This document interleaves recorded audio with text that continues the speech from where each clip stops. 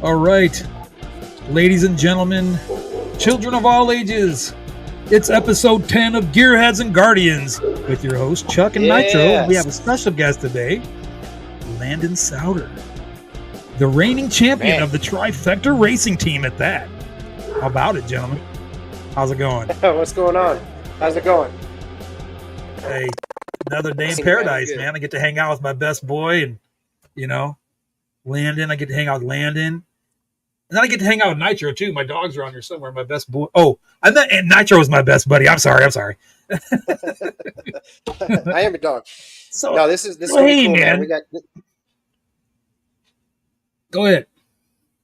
no. This is something really kind of a new way that we're doing this. We're actually we're here at the shop, and this is like my second home where we store the cars, and this is where Landon and the Souter family work out of, and this is where I've been with them for the past couple of years, and only fitting that we're getting ready to start the race season and talk about kind of some of the things that we've been talking about, especially with the teammates and how that works out. So Right on. it's good to have Landon here. It really is maybe 10 weeks too late, but you want to build the picture for everybody on what we're doing, and especially with our tech tip tonight, I think it all fits together.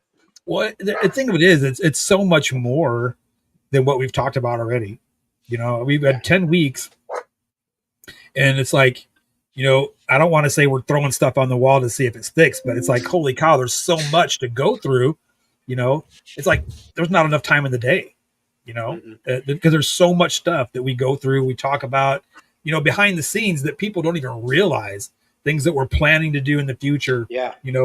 Things we're trying to get going for the race team, things we're trying to get going for, Gunner's Choice and relief for troops. There's so many things that people don't realize what's going on. And I think this is a really good format to let people know what we're doing. If they want to jump on board and ride that train with us, more power to them. I think it's going to be a fun ride, obviously. But I do want to say one thing real quick, though, before we really get underway. And it's, I talk about it every week. 22 veterans a day. It used to be Yeah. 22 veterans a day. They do something that can't be taken back. And, as a senior non-commissioned officer, Hessler, he's a non-com as well. And even Bubba, the owner of the Trifecta Race team, Yeah. he was a non-commissioned Bubba was a officer. Marine. Mhm. Yep. And we take that title seriously, and even today, I've been out since 2012, and I've never been relieved of that duty. I've never been relieved of my oath. Yeah. So I always try to look out for people, especially our veterans, and again, that's why we support the relief for troops and stuff like that. But if you have any thoughts of hurting yourself or hurting somebody else, or if you just need somebody to vent to, man, there's a few different things you can do. You can call, 988. If you're a veteran, it's option 1. There's somebody there to help you 24/7, 365 days a year. Okay. You can also send questions right there to gearheadsandguardians@gmail.com. Okay. Myself or Andrew will answer you. We check that mail, I know I check it once a day faithfully, So if there's anything you got to, want to just get off your chest, or if you have ideas you want us to talk about on the show, give us a shout. Absolutely. Okay. Absolutely. But again, if you're having those thoughts, please call 988. Call us. There's a lot of different organizations that we can point you in directions to help you with whatever. And I'm proof positive that it works. I've used a lot of these myself today. Like Whole Health. Whole Health is amazing through the VA system. Reach out to them. They're a fantastic entity, man. They'll help you with. When I say Whole Health, I mean Whole Health. I mean they help you with resume writing, job placement. They'll help. Well, I should say job placement. They'll help you look on like LinkedIn and things like that to help you find a job. So if those are some of the things that are kind of stressing you out, Any education. education, even, yeah, that's a huge one Yeah, actually with the VA. yeah. So if there's anything, they even have uh, government grants for veteran entrepreneurs. Hmm. Check them out. Get with us if you want to hear more about these things. Let us know. But again, 988 option one if you're a veteran, 988, and if you're not a veteran, or if you're active duty, it's still option one. But reach out to somebody because let's be honest, I'm not in the business of failing, and I'll be damned if I fail you, Yeah. that guy in the back, way back there. I'm not going to fail you either if I can help it. You know what I mean? So reach out. That Yeah, being and one of said, the things that a lot of people get real quick is that you have the tendency to feel alone. They do it all the time. They talk about it all the time. There is the feeling alone. Is there others that think and go through the same things that I do? And we're all out here. It you're may right. not be the exact Absolutely. same thing, but But it's close. it all stems from the same thing. Exactly. Mm. Amen. Amen. Yeah, because I mean, how many times have I just called you up and said, "Hey, dude, listen to this for a minute"? How many times have I done that? Every day, like every Thank day. you.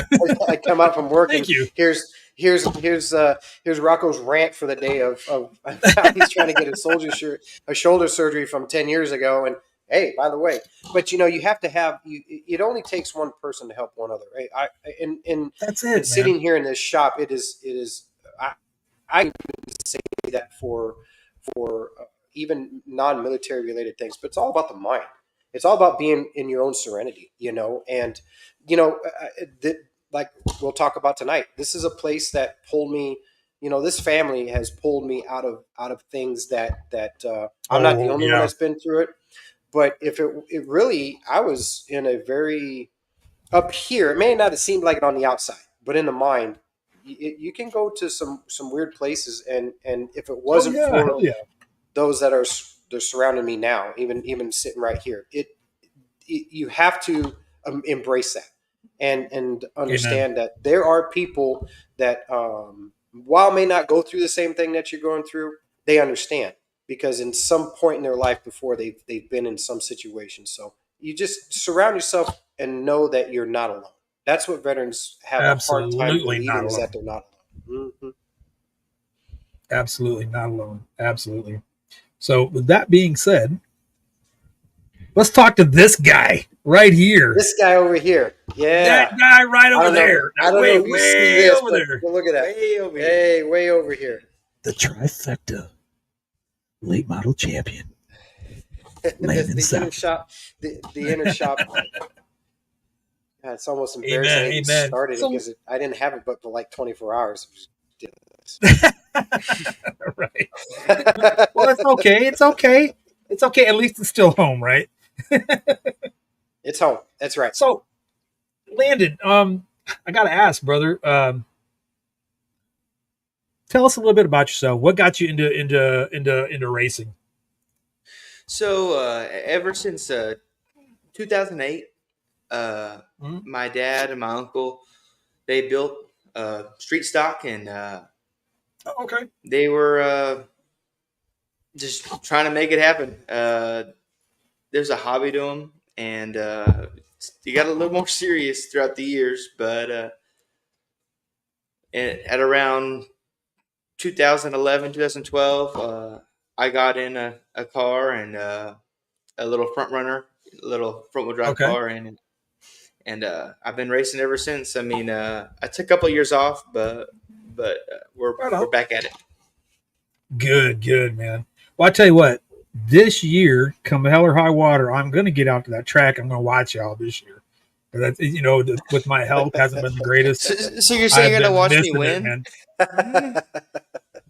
Well, yeah, I'm a good luck charm. You got to win.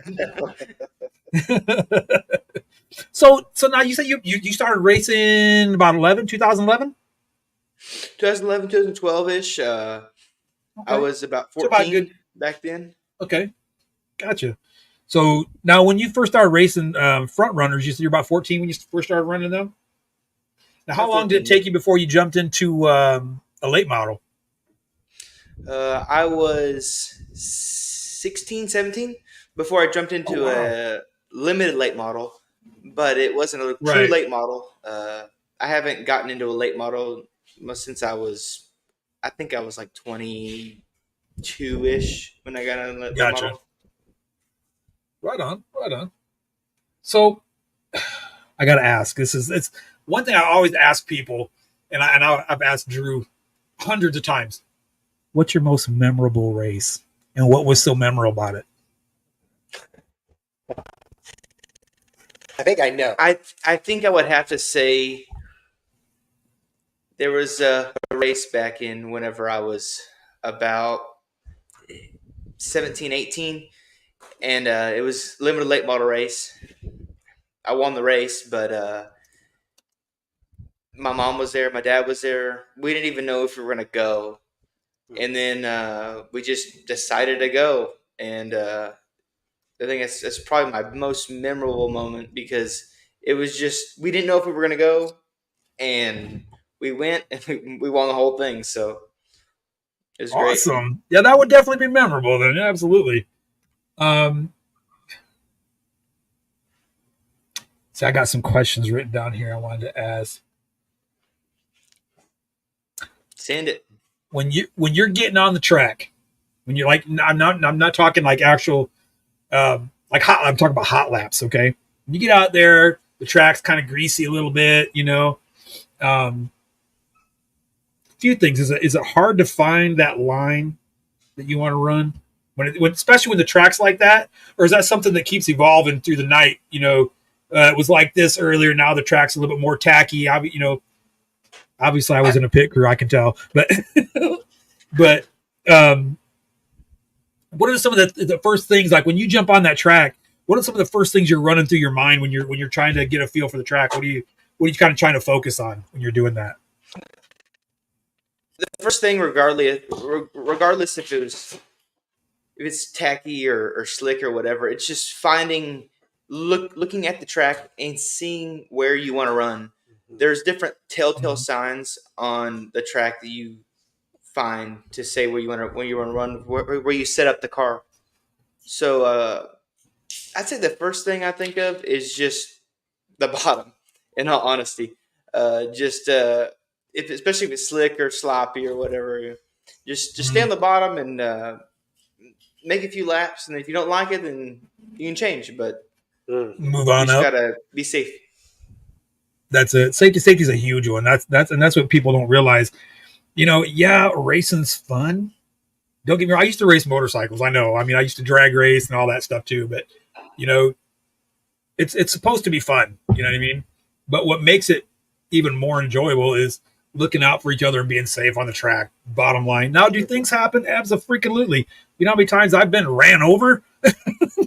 Why do you think I am the way I am? We get run I over got too. messed We run up. over each other sometimes. It happens. Exactly.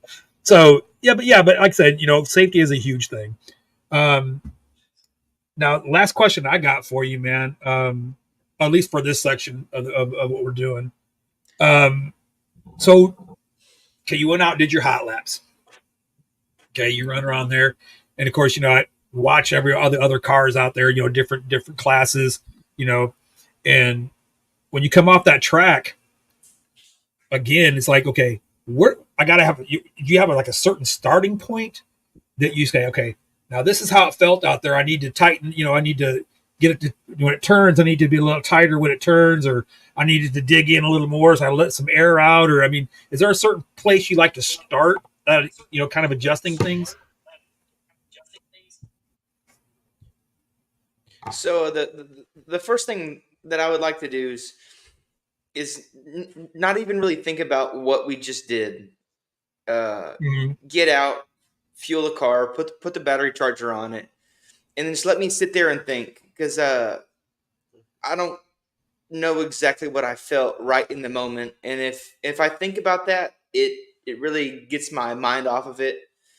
Uh, I just kind of meditate for a minute and think about what's going on, and then after that we go and make some adjustments, look at the track, and Right on, right on. you just gotta So go it's from there. gotcha. I understand. So it's kind of like the calm and the chaos that we talked about. Mm-hmm.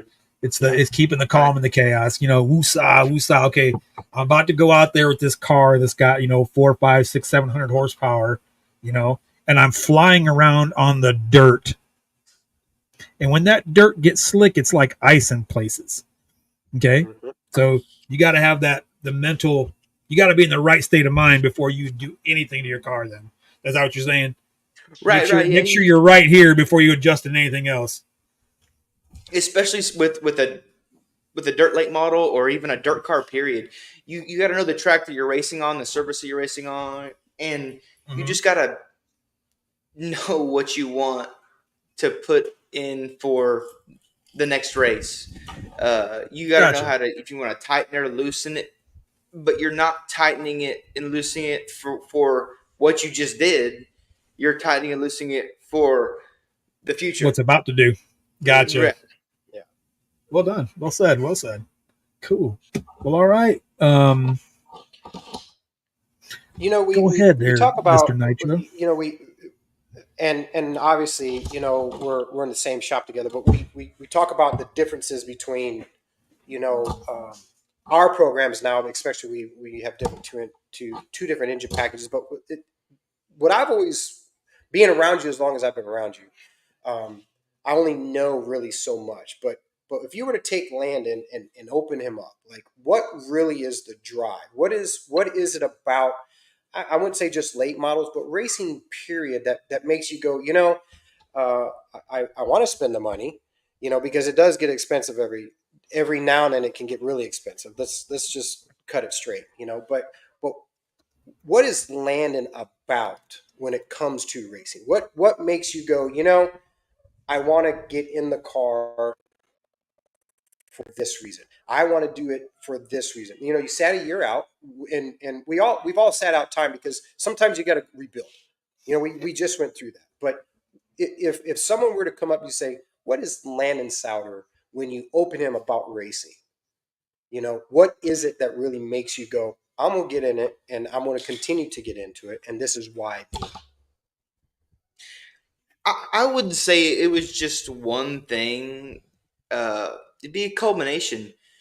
Uh, this is what I've been doing for a long time, and I love it. It's fun to me. There's nothing else I'd rather do in the world. I c You could put me in a golf range or whatever you want, and I wouldn't be as fun as I am right now. And it's just even though it's such a small amount of time, there's so much fun and so much camaraderie between Right. everybody in our team, Mm-hmm. and everybody's just having fun, and it's just it's a good time for me. And I think Right on. Chuck, and I think the hit on that is, when it becomes a job or when it becomes unenjoyable. It that is when you step back and question, like, do I have enough wind in my sails to keep doing it? Roger. And and remember, life around you also has a lot to do with that too. It's your everyday life, it's your job, it's finances, it's everything that evolves around what you do, 24/7, that says, where can I interject this in my life? Why do I want to interject this in my life? And that's one of the things that I've learned a lot from the Souders is not giving up. There was a time where I was going to just settle and just, what, I'm just going to hang out here. I'm just going to hang out with what equipment I have. I mean, you remember, I mean, And it it was, and it and it turned into a here we go. give us this Joe box and you can have this car, Yeah, and it, that's it funny worked you out for the say that. best. That's funny you say that because uh, just a little backstory about really how the team formed. And I'm not going to dig into my past, but I made a phone call and I said, to Bubba, I said, hey man, I need a place to park my house. I wouldn't even think about racing. I wasn't thinking about anything else. I need a place to park my house. And he says, park right over here. And we had a conversation. I don't know. He's standing over here. I'm probably the second night. We were talking about racing, and he says, you need to get out of the car you have, and you need to get into this. I want to put you into this. I don't care what we got to do, but you're going to drive this next year. And I was really reluctant on it, to be honest with you. But Landon and seeing, how he's, been in this realm of late model racing, and how he was like, listen, man, you're not starting from scratch. You're not starting from zero. Um, that's kind of what propelled me to be in, well, not just this car, the one that I got from them that we wadded up on the third night out. May or might not be may not have wadded up, but the drive that he's talking about is the drive that you not only have in just a racing, but everything that you do. And Absolutely. I think it's very important to understand that. You're 24. You're 24. 27. 27. Jeez, I'm 3 years behind. But he's 27 years old. I'm 46, and I've been racing since 2009. Yeah, We're not going to talk about how old I am. I'm going to say this. This is a testament to you. The knowledge that you have on these cars, and compared to what I have from the old style cars, is night and day. I learn from this kid every day. Bubba and Landon, part of what makes our team tight is the ability to go, I don't know. Teach me something I don't know. Show me what I'm doing wrong. And for me, it has been like going to college again. Being taught. That's good stuff.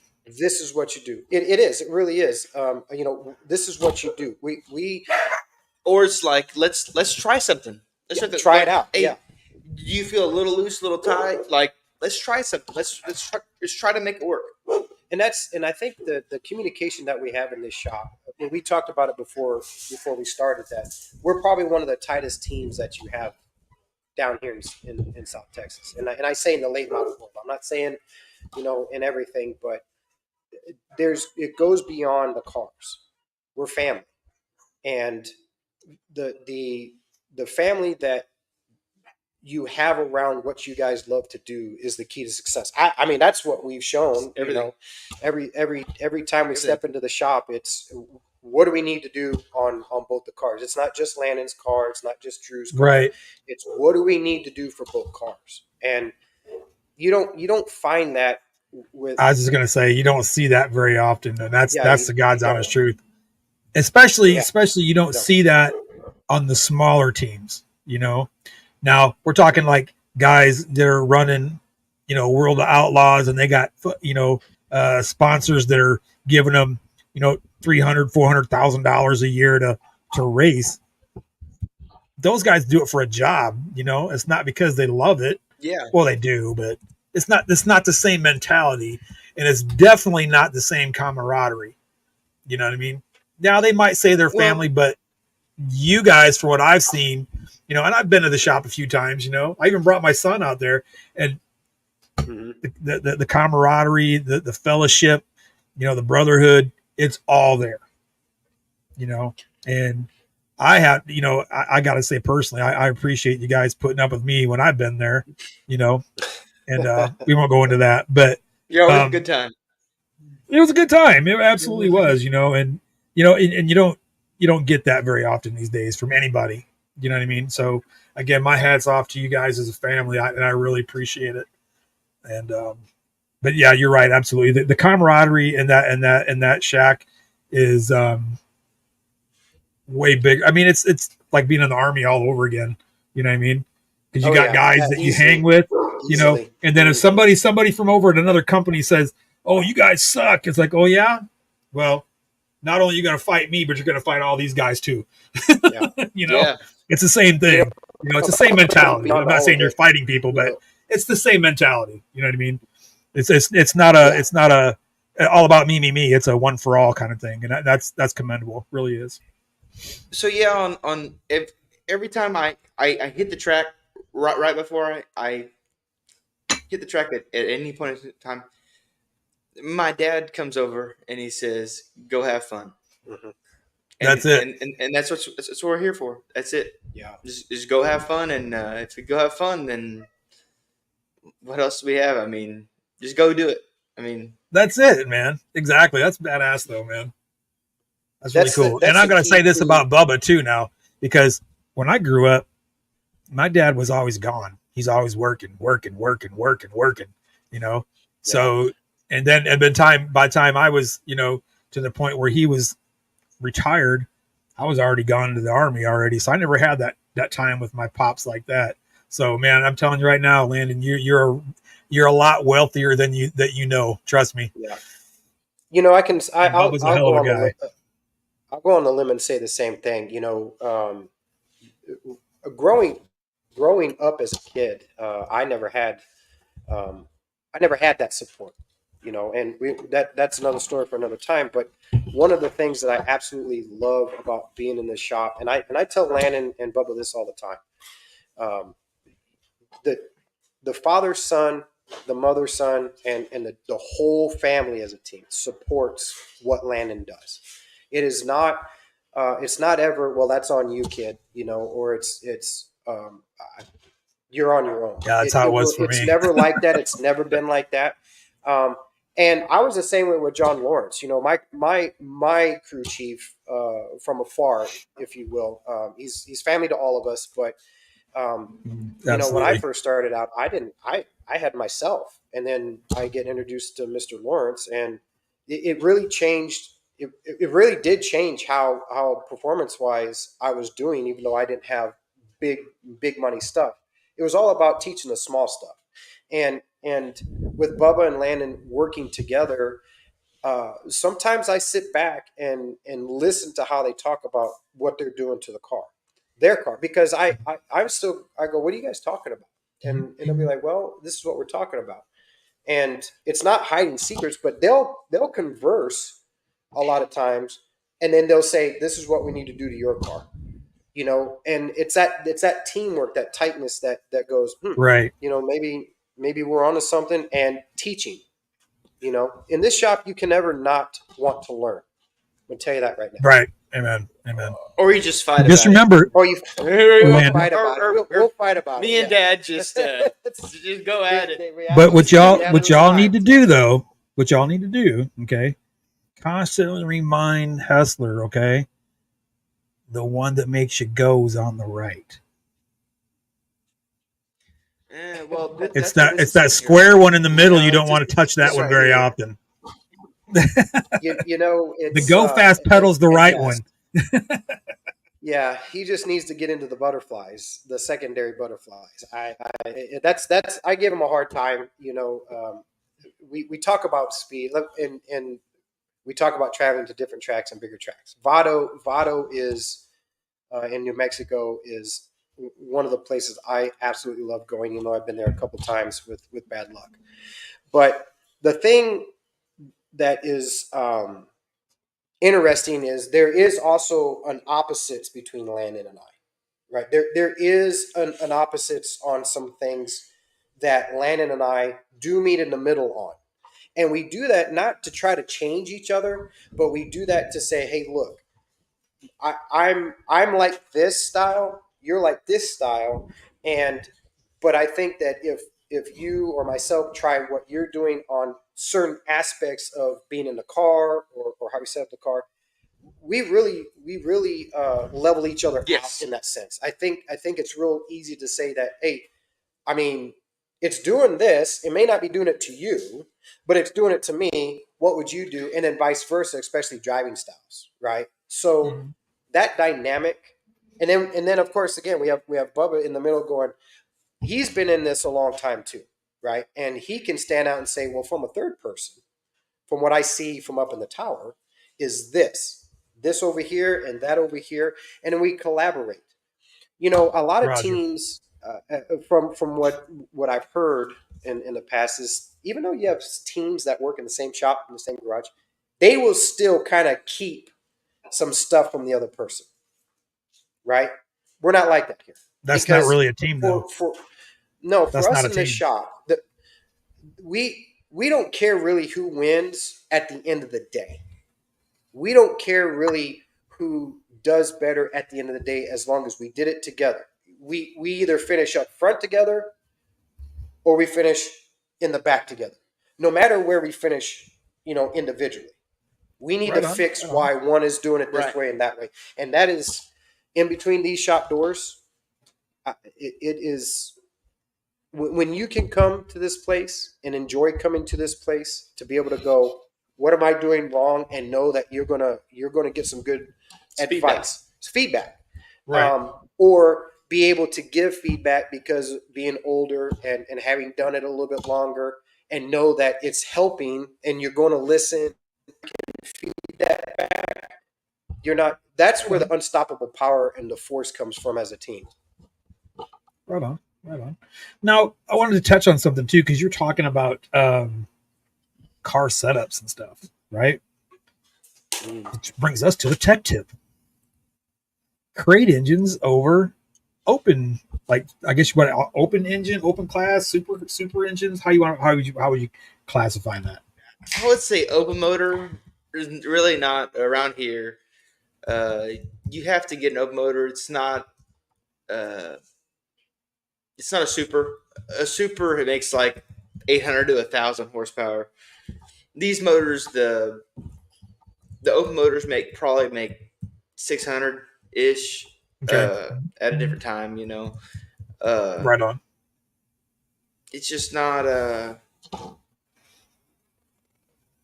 thing. I mean, It's just not if applicable you've been in these racing for tracks a down here. while, if you've been racing for a while and have a bunch of parts laying around, I mean, yeah, go for it. But if you're just getting on racing, I mean, you really can't uh, think about spending that much money on an open motor. Right. Right. Uh, there's a lot of differences, and we'll get into those in a second. I mean, Andrew can put his thoughts in on. Well, Absolutely. it also depends on, like you said, what's available. The there's an aspect of the challenge. We let me tell you something. Between us for the past, I don't know, 5-6 months, we've talked about crate open or what have you not. When it comes down to the time to understand that this is what we have to work with, and what we have to work with may be more horsepower than what we can buy for, in the sense of not having to put a lot of work into it. There's so much that goes into that decision, and you still have to have a loyalty to it. You have to have a loyalty to what you have based on what you can afford to do. And I'm in that Sure. boat right now. I really am. Landon and the family was in that boat last year, and they said, we're going to do this. And I was not able to, still not really kind of able to. So we took the parts of what they had and we built an open motor. And fortunately, we were able to make an open motor that is going to be pretty bad, in the sense. But the difference also is you being able to take whatever power you have and get it to the ground and match your driving style to get the car to do what you want it to do. Right now, here in the South, and correct me if I'm wrong, here in the South Texas, no, open motors are not prevalent.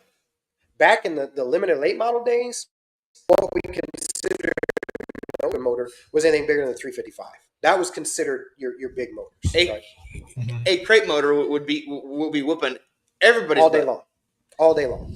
And There's it's about getting it. It's about getting it down, and that's what when we talk about is, if this is all you have to make it work. And that's where the challenge and the science comes in from when we talk about setups on the cars. Definitely. Mm-hmm. there's about 4 to 5 uh, different reasons why a crate motor is better than an open, Mm-hmm. and there's also probably about 4 or 5. That's why an open motor is better. But the crate motor is we can run less weight. Mm-hmm. We have a better tire on the right rear. Right. Our torque comes in sooner, so we had that's a setup, and we don't burn tires down as much. Not as bad as Right. a open Yeah. because of the tire choice that they're forced to make. I mean, there's positives and negatives to everything.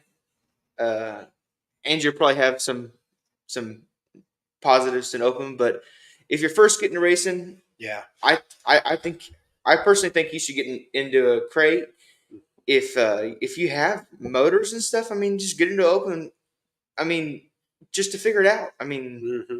Yeah, figure out what works There's best so for many you. elements behind it. Yeah, there's so many elements on making that decision. Right. Obviously, the first thing So first is a dollar sign. You know, because they're not. I'm going to exactly. tell you right Now, now. You know, when you talk open versus crate, you know, real quick, out of us low budget guys, right? Us low, but money's a big deal. You know, money is a big deal, and you're always on that cusp of reliability, affordability, and controllability. Like, can you control it? Do you have enough experience to control something that is more than what you've ever had? Do you have nothing at all and can afford to at least get started? And Landon is absolutely right. I'm going to agree. If there was no motors available except for what I could afford, and it was a crate, go crate. Absolutely. You know, there is a huge benefit to going to a crate motor. Um, my hard head is, and things that I've gone through in my life is twofold because they unfortunately merge together. But Landon's absolutely right. If you go out to I-37, there has yet to be an open motor that has won. There has yet to be an open motor that's won, and you can't deny that. what do you My think the mind purpose is? I goes mean, what do you think the reason behind that is? the track and the power Just too many horses? Too many horses getting for a small you track? know yeah. Well, I'm going to step to the side and say not only do we overpower the track surfaces down here because they are dry, right? The track changes. I mean, yep. there is a dry, there is a hindrance on tire that we have to run as open motors, a lot harder compound than a crate Right. does, which is absolutely is a deal breaker for us if you really want to look at it that way. Then you have Andrew Right. Hesser's ignorance over here that says, I'm up for the challenge. I like the challenge. One, I have to be loyal to what I can afford and what I got. So we're going to make it the best that I can make it. But I also like the challenge of going against those that say it can't be done. Right? Oh It no. won't happen. It does. And Lando will be able to tell you, this team has never once said it can't be done. But He is just so hard headed. I'm so hard headed to think that we can't convince him. you can't convince That's me. it. I'm the same way. Don't tell me it can't be done. But it's a loyalty too.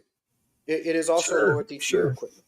So if it ain't Absolutely. broke, don't try to fix it. Try to make it work. But And if you're losing, So then I mean, yeah, I mean, if you're losing and eventually, you got to try depending on something else. how competitive Exactly. you want to be, you got So to do something different. Well, see, I like to look at it like this: you're either winning or you're learning. I don't like to call it losing. You know what I mean? if you ain't But first, you're last. Yeah, and I want to say something real quick. Bubba brings up a good point. RPM difference and longevity. Um, it building motors that are in the open state, you have to build them for longevity in mind, and that can get a little costly. Crate motors, on the other hand, because of the way they're built and the amount of horsepower that they don't have, they're like you call them, they're a truck motor. They last It's a forever. trucker. They can last forever, and then eventually, you just send them off, get rings, and Yep. yeah. But they don't have as much compression. They don't have as much RPM. There's not that much cam in it where you're getting all those forces inside the motor, where you're actually right, putting extra wear on. And that's where we've taken the leftovers that I have, and we've kind of done the balance between the two, so that I can run a big motor as long as I can run it and try to make it work before I have to say, hey, if I can't make this thing work, I might have to go to another engine package. That's just there's just nothing to say that may never happen. So I think that's key with the RPM, like Yes, Bubba said. yes, and another thing. I mean, like you said, RPM. I mean, we can run them for 6 fucking seasons down here if we wanted to. Yeah. But lost my train of thought. The longevity of it with Longevity. the RPMs, yeah. You can find crate motors everywhere. They're abundant. You might buy one for cheap. That's a lot of it's not much of money, but it's a lot of problems. Yeah. You just gotta weigh it. Yeah. So here's a question I got for you too. Then, would you recommend buying a brand new crate motor or buying one that somebody already had that they're not using?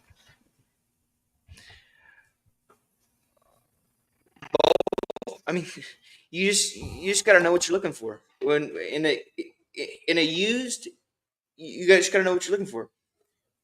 But in a new, obviously it's brand new. I mean, send it to a dyno shop, make sure it's a good motor. But if you Ticking get it right? straight Yeah, from exactly. GM, it's not probably not what you want to do. You probably want to send it to a dyno shop and have them do it, and then make sure to run it through its paces and make Right. sure it's not going to blow up. Yeah. Right. But a used one, you got to check compression. You got to make sure that it's not pushing water or anything like so. Right. I mean, you Right. just got to know what you're doing. Right on. Right on. And the maintenance So somebody program is a that lot between the two. right. So somebody that's been into racing a while, and they got a pretty good knowledge of engines and things like that, then they wouldn't have a problem buying a used one from somebody. Any problem. But if somebody that's Zero. getting into it, wouldn't be a good thing. Somebody that doesn't know anything about cars or motors probably wouldn't be a good idea. You probably just buy new. But probably wouldn't be in the race car to begin with.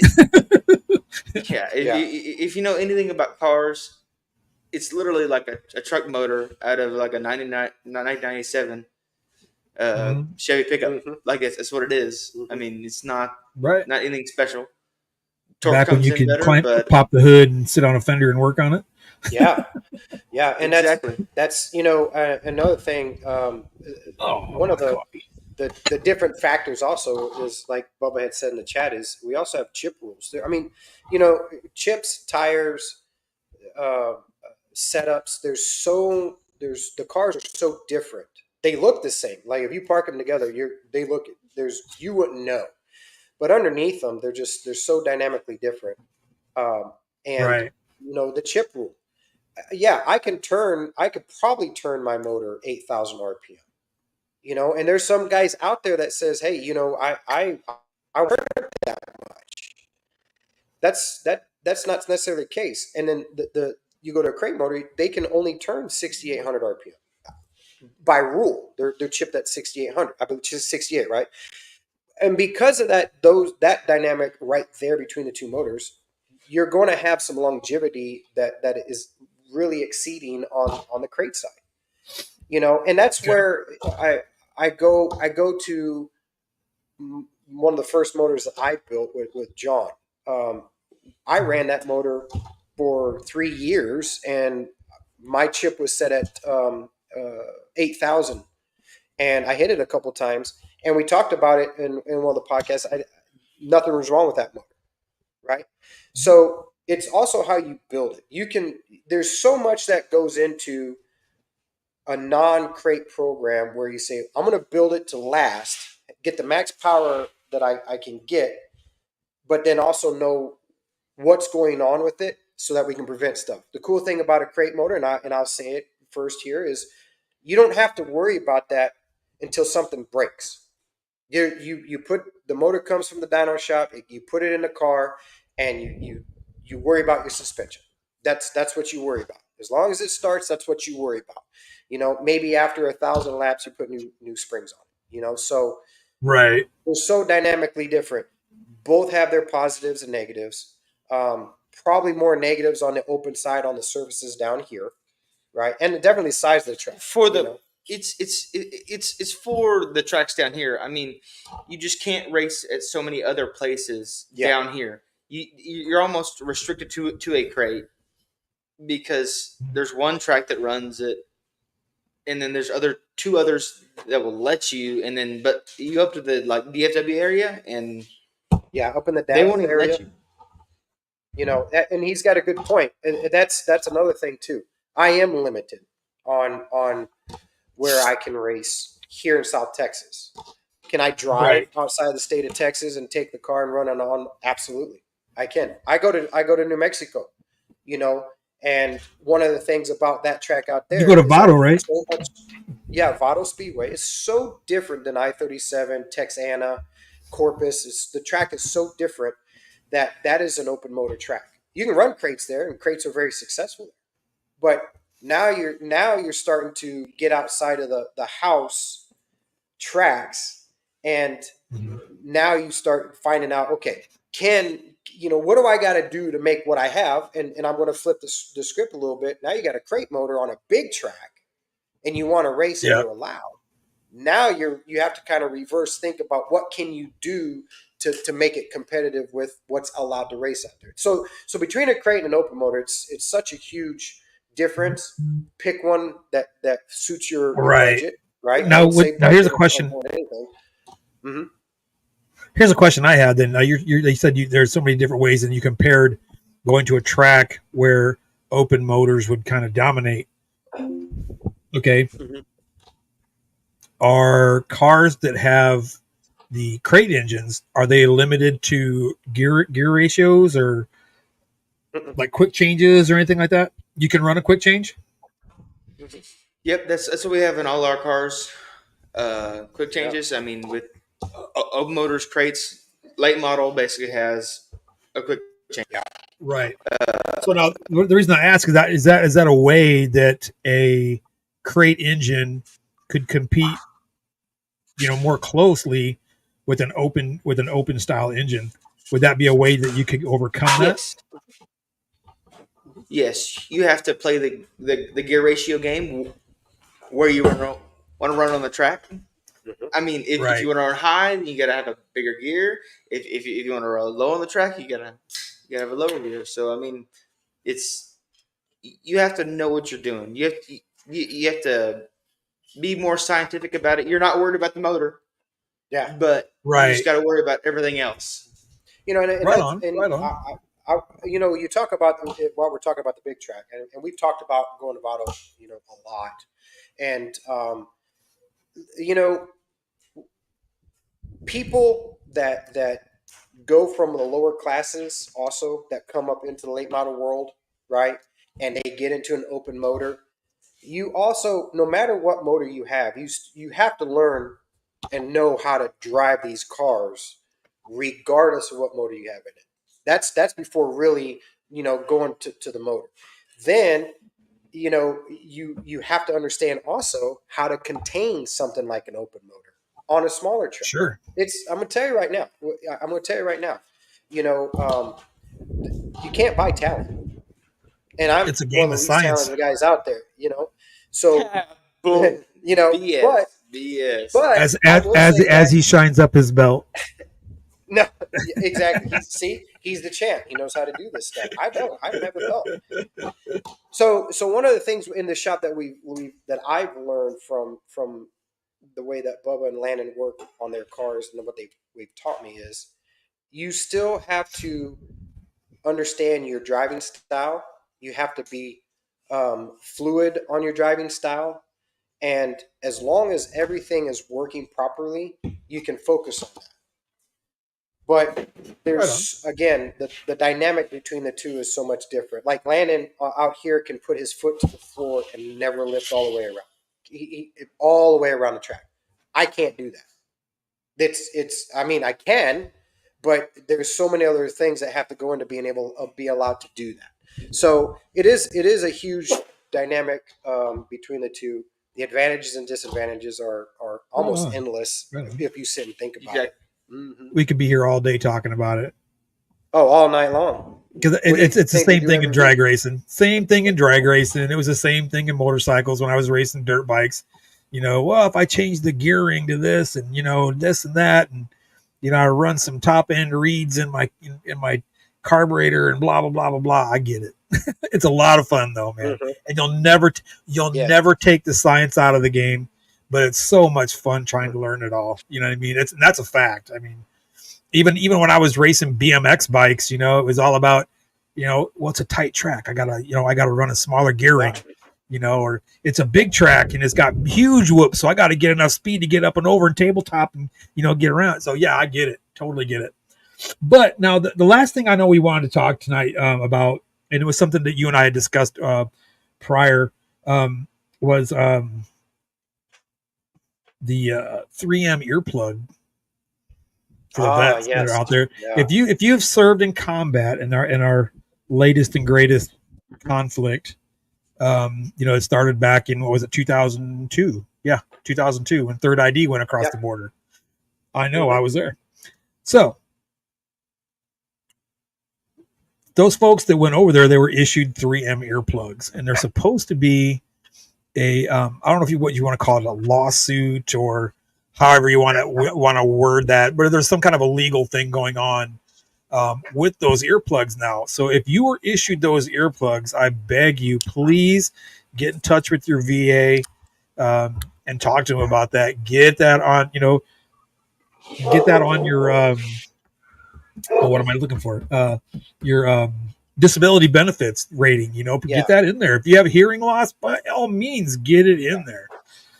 So I'm going through that right now. It's been about 2 years in the making, where it was Thomas Henry had sent out on their website. They sent out a bulletin to all veterans that if you wore 3M combat earplugs, which are the yellow, and black, and I think right? they had them out. No, the yellow and tan is what was. Okay. I wouldn't wear them. That's what we were issued. We had to. Right. And if you they issued them, but I didn't wear them. Right. If you were issued them and you wore them and you ended up with tinnitus in your ears, which I do have, then you can be a part of the I want to say lawsuit. I don't know if the lawsuit, yeah, but it's a lawsuit is what it is against 3M. And they found that 3M was liable for the earplugs that didn't prevent hearing loss like they had advertised. Right. And so I think it's too late to get in it now. You might want to look into it if you're a veteran. I'm not for sure. I'm not for sure. Well, now I'll say this. Now. Last week, was it last week? Wasn't it last week I went over there and I started my I did my intent to file? Yeah. Wasn't it last week? I thought we did that. Yeah. Last week. I think so. Yeah. And anyway, long story short, they asked me, "Did you have hearing loss?" I was like, "Huh? What?" Yes, I have hearing loss, and I have documented from when I worked at that wonderful factory that's not John Deere, that builds large moving equipment, or large earth moving equipment. I worked for that company, and I had 3 hearing exams, and you can see where my hearing was getting worse and worse and worse as it went. So, they asked me, did that happen from the military? And I said, well, you tell me. I sat in a van, I heard beep all night long. That's what I heard. Yeah. So probably that's what it's from. Yeah. So being around generators, but mainly in the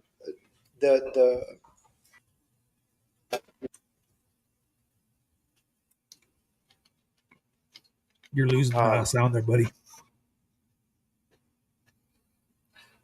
The 3M lawsuit is wrapped around is any service connected, right? Issue. So I'm assuming they're still doing it. That's why that led me to that. I believe they still are checking into that. So if you have the file, you can file. Yeah, you can, but I think they're into the actual pay phase now. I have no idea about that.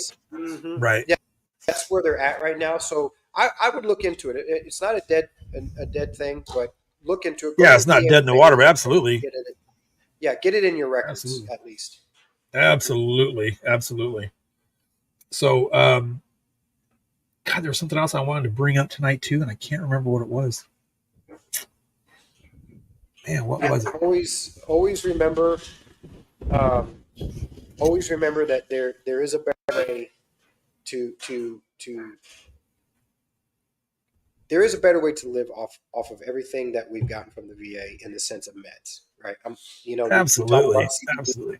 we talk about PTSD, we talk about cancer, and uh, reach out to us and ask those questions. We had I think episode what 2, 3. We talked about the CBD. In fact, Michaelan, your wife just But yeah, ordered some. You're cutting out again, buddy.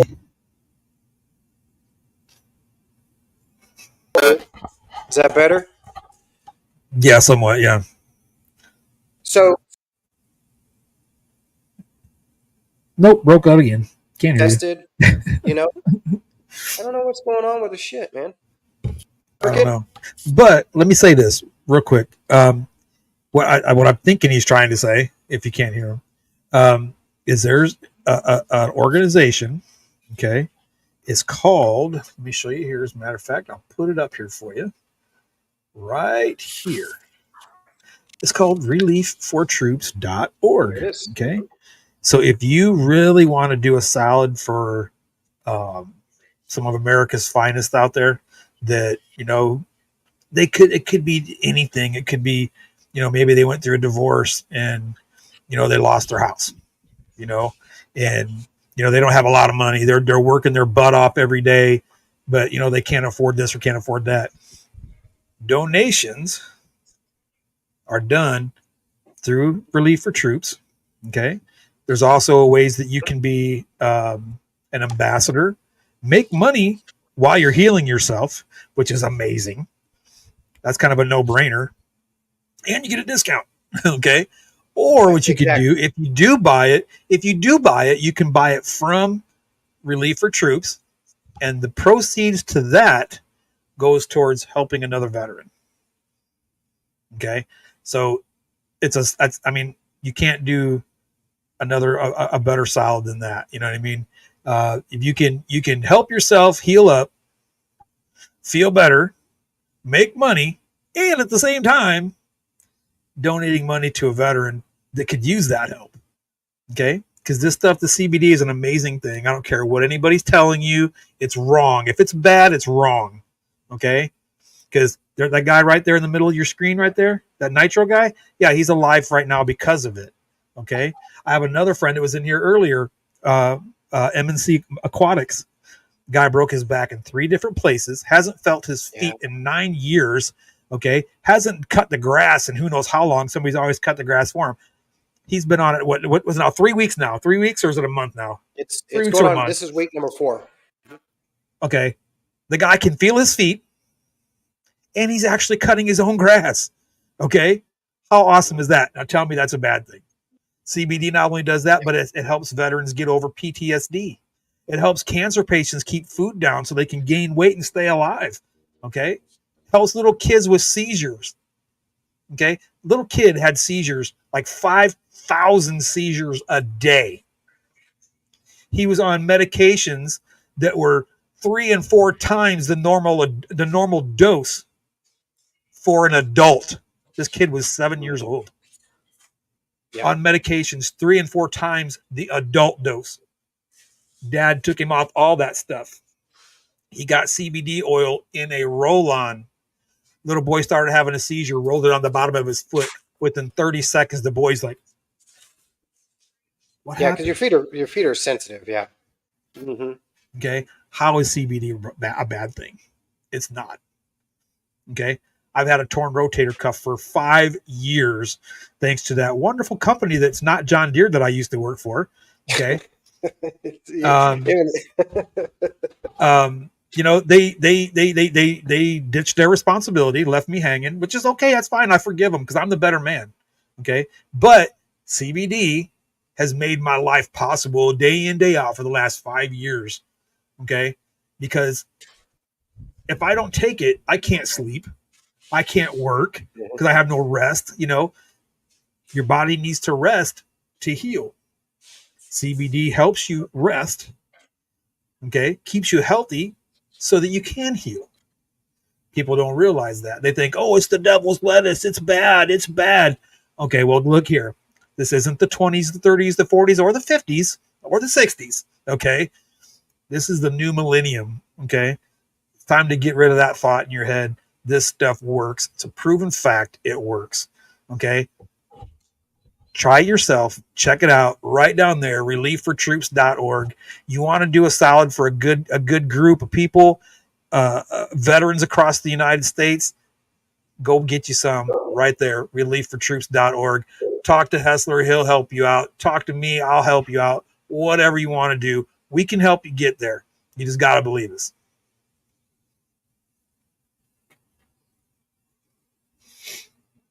And that's that. And that being said, I think we have no sound from them anymore. We have a fourth camera here. Yeah, I had to change because we were having some. Oh gosh, dang. Cool. So anyway, it is 8:00. That is time to go. So anyway, Landon, I gotta tell you, man. I absolutely. I was just gonna say, I hope we can have you up again sometime, man. It was a blast. I really enjoyed having you, man. We'll get it done. Outstanding. Well, hey, man, good luck this year too, man. I'll be rooting for you, man. Thank you. Amen.